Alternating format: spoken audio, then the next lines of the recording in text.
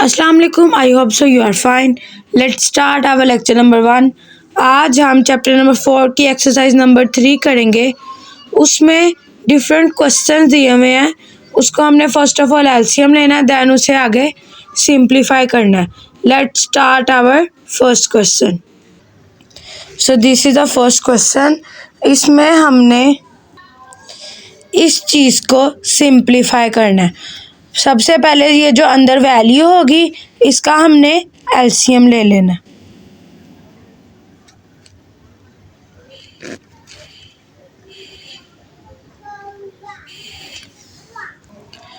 So this is the LCM. इसको divide किया इन tables पे और हमारे पास ये चीज़ आई। अब हमने ये वाली चीज़ अपने इस क्वेश्चन में पुट करनी है। 2 multiply 2 multiply 3 multiply 3 multiply 5 under root लिया। अब हमने इनको पेयर में कर लिया।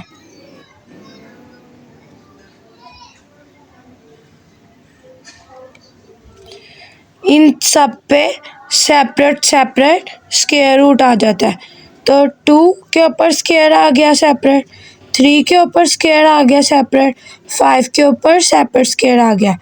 और जब किसी भी पावर के ऊपर स्क्वायर रूट हो और उसके ऊपर अंडर रूट हो तो स्क्वायर और अंडर रूट आपस में कट जाते हैं। 2 मल्टीप्लाई 3 हमारे पास आ गया। अंडर रूट 5 किसी भी चीज़ से नहीं कट रहा क्योंकि इसके ऊपर स्क्वायर नहीं है, तो ये एज इट इज़ आ जाएगा। 2 3 ज़ार 6 और अंडर रूट 5।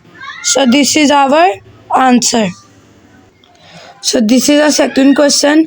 अब इस वाले क्वेश्चन में अंडर रूट के बाहर कोई भी नंबर नहीं था, लेकिन इसके बाहर एक नंबर है 5। यानी अभी अंडर रूट हमारा 1/2 के बराबर नहीं है, 1/5 के बराबर है।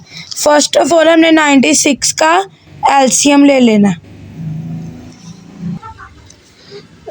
तो ये हमने एलसीएम लिया। अब इनकी ये वैल्यूज़ आई हैं। जिस तरह हमने 180 की वैल्यूज़ लिखी थी अभी इसी तरह इसकी भी लिख लेंगे। 2 की कितनी वैल्यूज़ है? 1 2 3 4 5। 2 के ऊपर क्या आ गया? 5 मल्टीप्लाई 3। अब हमें मेन वैल्यू 5 की चाहिए।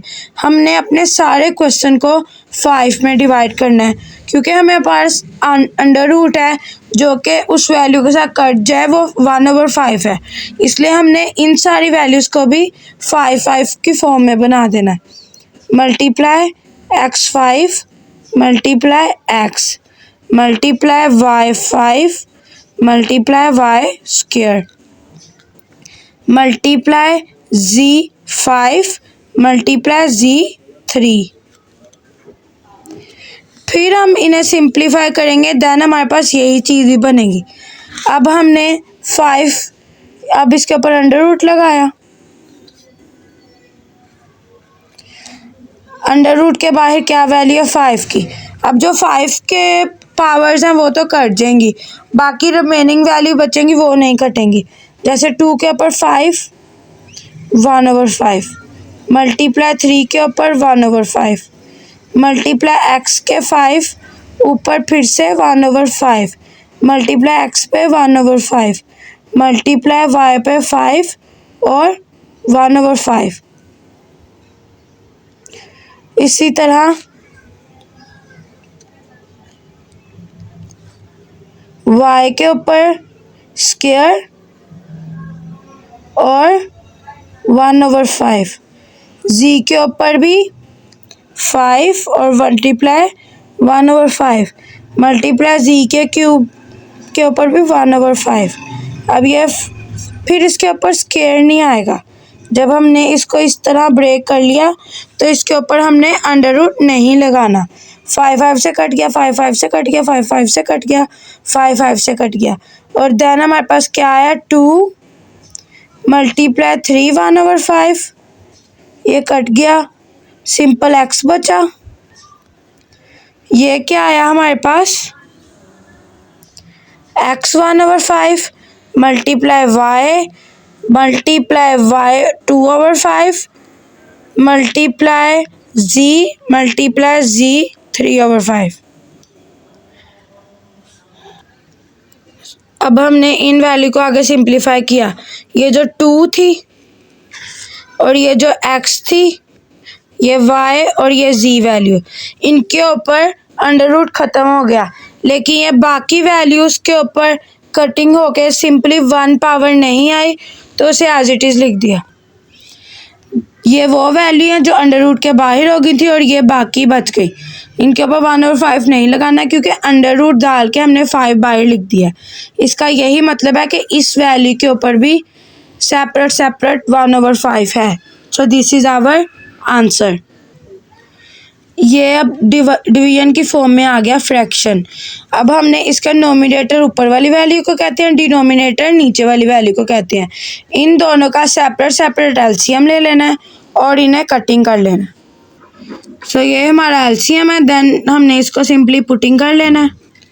इसको हमने पुटिंग कर लिया, 2 × 3 का स्क्वायर, ये स्क्वायर से कट गया, अंडर रूट 2 से कट गया, 3/√3 आ गया।